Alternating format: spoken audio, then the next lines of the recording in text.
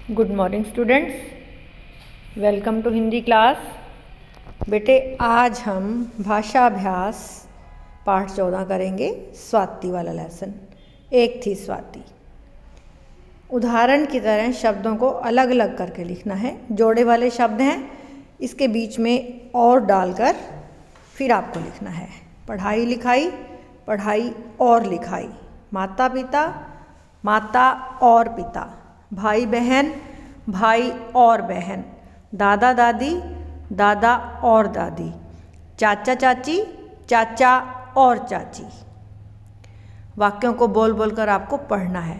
स्वाति पढ़ाई लिखाई में बहुत अच्छी थी। उसे कौन सी कक्षा में प्रथम स्थान मिला था? स्कूल में छात्रावास था। लड़कियां क्या ध्यान से सीखती थी? आपने मेरे शब्दों पे ध्यान दिया बेटा? मैंने वाक्यों को कैसे पढ़ा? वाक्यों को बोल बोल कर पढ़ने का भी एक अलग ढंग होता है, एक तरीका होता है। साधारण वाक्य हम अपनी बातचीत की भाषा में भी उदाहरण के तौर पर मैं आपको बता रही हूँ। जैसे मैंने कहा, बेटा अपनी बुक्स खोलो। आप क्या कर रहे हो? अब आपने देखा होगा जब मैंने क्या शब्द बोला उस पर थोड़ा स्ट्रेस आया, और जब आपसे कोई प्रश्न करता है, कोई क्वेश्चन आपसे कर रहे हो, तो उसके पीछे क्वेश्चन मार्क भी लगता है। जैसा कि ख वाक्य में लगा हुआ है, उसे कौन सी कक्षा में प्रथम स्थान मिला था। हमने कौन पे थोड़ा स्ट्रेस दिया, दबाव दिया, फिर उस वाक्य को पढ़ा और लिखते हुए ऐसे वाक्यों के पीछे प्रश्न चिन्ह लगता है। और साधारण वाक्य में पूर्ण विराम। आप जैसे आपने आवाज़ लगाई, मम्मी मैं सो रही हूँ। आपने पहले मम्मी बोला, तो आपने मम्मी को एड्रेस किया, तो उसके बाद एक्सक्लेमेटरी लगेगा। ऐसी चीज़ें अभी आपके पाठ्यक्रम में नहीं हैं। आपके सिलेबस में सिर्फ साधारण वाक्य, पूर्ण विराम वाले और प्रश्न चिन्ह वाले हैं। उन्हीं का आपको ध्यान रखना है कि जब प्रश्न वाला वाक्य आए, कई किसी से आप कुछ प्रश्न पूछ रहे हैं, तो पीछे लिखते हुए पीछे प्रश्न चिन्ह अवश्य लगाएं, वरना आपका हाफ मार्क कट हो जाएगा। अब देखिए, आप वाक्यों को पढ़ते समय उन जगहों पर रुक सकते हैं जहां पूर्ण विराम हो, कोमा हो, प्रश्न चिन्ह आए हैं। इनको क्या कहते हैं? इन सब का एक नेम है बेटे। हिंदी भाषा में, हिंदी व्याकरण की भाषा में इनको बोलते हैं विराम चिन्ह। अब कुछ वाक्य दिए गए हैं, इनमें पूर्ण विराम या प्रश्न चिन्ह लगाना है। भावना सैर करने गई है, साधारण वाक्य है, पूर्ण विराम आएगा। क्या तुम स्कूल जाओगे? प्रश्न चिन्ह आएगा। तुम क्या पढ़ रहे हो? प्रश्न चिन्ह आएगा। बच्चे चुपचाप बैठे हैं, साधारण वाक्य है, किसी को बताया जा रहा है कि बच्चे चुपचाप बैठे हैं। Simple, very simple. पूर्ण विराम। क्या आप खाना खाएंगे? आप किसी से पूछ रहे हैं क्या आप खाना खाएंगे? आप उससे प्रश्न कर रहे हैं। आप ये नहीं कह रहे कि खाना खा लो, आपके पूछा जा रहा है, तो उनकी विलिंगनेस ली जा रही है, तो ये प्रश्न चिन्ह आएगा। अगले प्रश्न पर आ जाइए। उपसर्ग जोड़कर नए शब्द बनाने हैं।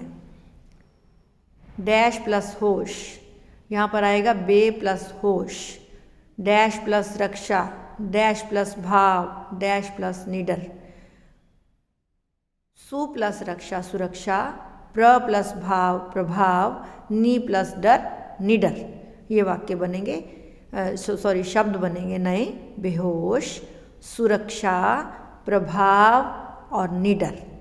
आप सही उपसर्ग जोड़ेंगे, सुंदर पेंसिल से काम करेंगे। अब है लिंग बदलना है बेटा। माता पिता, पुल्लिंग से स्त्रीलिंग बनाएंगे, और अगर स्त्रीलिंग है तो उससे हम पुल्लिंग बनाएंगे।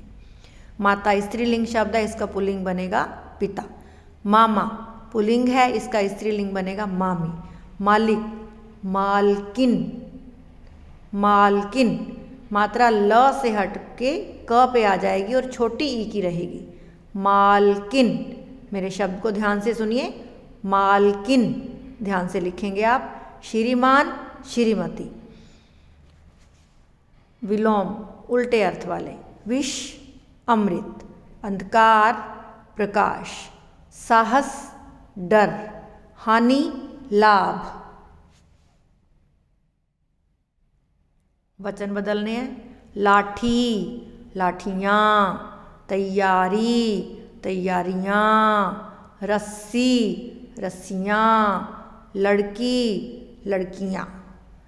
जब बड़ी ई की मात्रा वाले शब्दों का वचन बदला जाता है बेटा, तो उसमें जो आपका आखिरी वर्ण होता है उसकी बड़ी ई की मात्रा बहुवचन बनाते हुए छोटी ई में बदल जाती है। ये मैंने आपको फर्स्ट सेमेस्टर में भी बताया था, आपको ध्यान होगा। आप कभी संडे को बैठकर मेरी एक पिछली वीडियो देखना किसी लेसन की जिसमें वचन बदलने हो, तो बड़ी ई की मात्रा अगर लास्ट में हो तो वो बहुवचन बनाते हुए छोटी में परिवर्तित हो जाती है। वाक्य बनाने हैं, आप स्वयं बनाएंगे। अब दो वाक्यों को मिलाकर एक वाक्य बनाना है। एक उदाहरण दिया गया है, स्वाति को कुछ आवाज़ें सुनाई दी, स्वाति डर गई। स्वाति कुछ आवाज़ें सुनकर डर गई। ठीक है।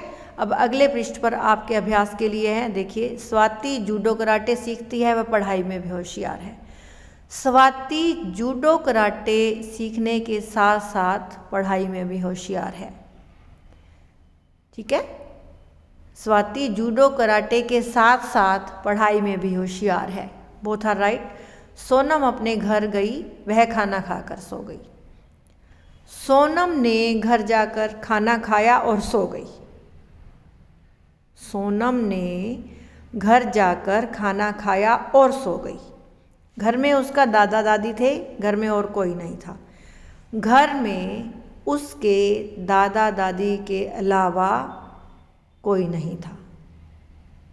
घर में उसके दादा दादी के अलावा और कोई नहीं था। अब है, बाज़ार में मिलने वाले किसी भी एक चीज़ के लिए विज्ञापन बनाना है आपको।